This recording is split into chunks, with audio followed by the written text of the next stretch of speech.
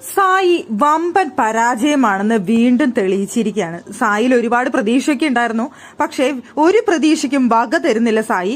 ഇന്നലത്തെ പ്രമോ കണ്ട സമയത്ത് നോറയുമായിട്ടുള്ള ഫൈറ്റൊക്കെ കണ്ട സമയത്ത് ലൈവിൽ നമുക്കത് കൃത്യമായിട്ട് അവിടെ പോയിന്റ് ഔട്ട് ചെയ്ത് നമുക്ക് അവർ കാണിച്ചിരുന്നില്ല. നോറയും സായിയും അവരെന്താണ് സംസാരിച്ചതെന്ന്. അപ്പം നമുക്ക് അടി കൂടുന്നതാണ് കാണിച്ചത്. ജാൻമണി ചെയ്യാനായിട്ട് പറയുന്നു അവിടെ നോറ, ഞങ്ങൾക്ക് അത് ചെയ്യാൻ താല്പര്യമില്ല, പേഴ്സണൽ ഗ്രഡ്ജ് വെച്ചുകൊണ്ട് ജാൻമണി ചെയ്യാനായിട്ട് നോറ പറയുന്നു എന്ന് പറഞ്ഞുകൊണ്ടാണ് നോറയുടെ അടുത്ത് വഴക്ക് കൂടിയത്. നോറ ഞാൻ പേഴ്സണൽ ഗ്രഡ്ജ് വെച്ചല്ല പറയുന്നത് എന്ന് പറഞ്ഞുകൊണ്ട് നോറ അവിടെ കരയുകയും എനിക്ക് ഈ ഗ്രൂപ്പിൽ തുടരണ്ട എന്ന് പറയുകയും ഞാൻ ആക്ട് ചെയ്യില്ല എന്നൊക്കെ പറയുകയൊക്കെ ഉണ്ടായിരുന്നു. പക്ഷേ ഇപ്പോൾ വൈകിട്ടായ സമയത്ത് സ്കിറ്റ് കഴിഞ്ഞ സമയത്ത് നോറ പറഞ്ഞതായിരുന്നു കറക്റ്റ് എന്ന് നമുക്ക് മനസ്സിലാക്കാവുന്നതാണ്.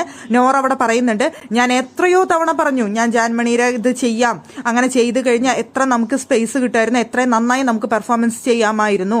ആ സമയത്ത് നിങ്ങൾ ആരും സമ്മതിച്ചില്ല, എനിക്ക് പറയാനുള്ള അഭിപ്രായ സ്വാതന്ത്ര്യം കൂടി നിങ്ങൾ തന്നില്ല എന്ന് അബിയുടെ അടുത്ത് നോറ പറയുന്നുണ്ട്.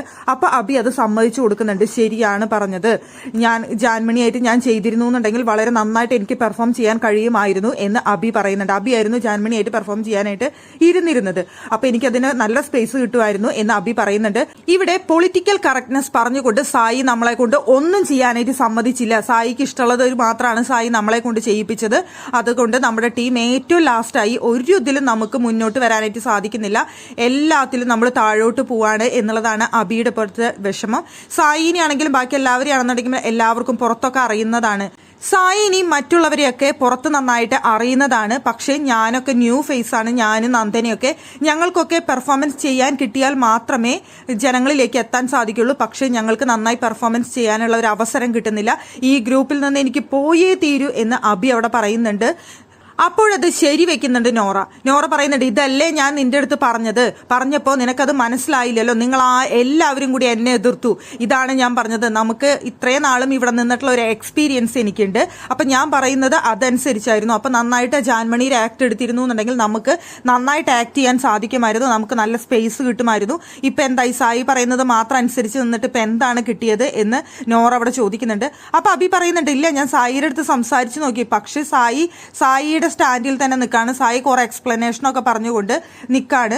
ഒരിക്കലും ശരിയാവും തോന്നുന്നില്ല, എനിക്കിനി ഗ്രൂപ്പേ വേണ്ട, ഇതിൽ നിന്ന് എങ്ങനെയെങ്കിലും ഒന്ന് പോയി കിട്ടിയാൽ മതി എന്നാണ് അബി പറയുന്നത്. നോറയും പറയുന്നുണ്ട്, എന്റെ സ്പേസ് ആണ് നഷ്ടപ്പെടുന്നത്, ഇതുവരെ ഞാൻ നിന്നിരുന്ന എല്ലാ ഗ്രൂപ്പുകളിലും ഫസ്റ്റ് ഓർ സെക്കൻഡ് എനിക്ക് നേടാൻ പറ്റിയിട്ടുണ്ട്, പക്ഷെ ഇതിൽ വന്നേ പിന്നെ തോൽവി മാത്രമേ ഉണ്ടായിട്ടുള്ളൂ എന്ന് പറയുന്നുണ്ട്.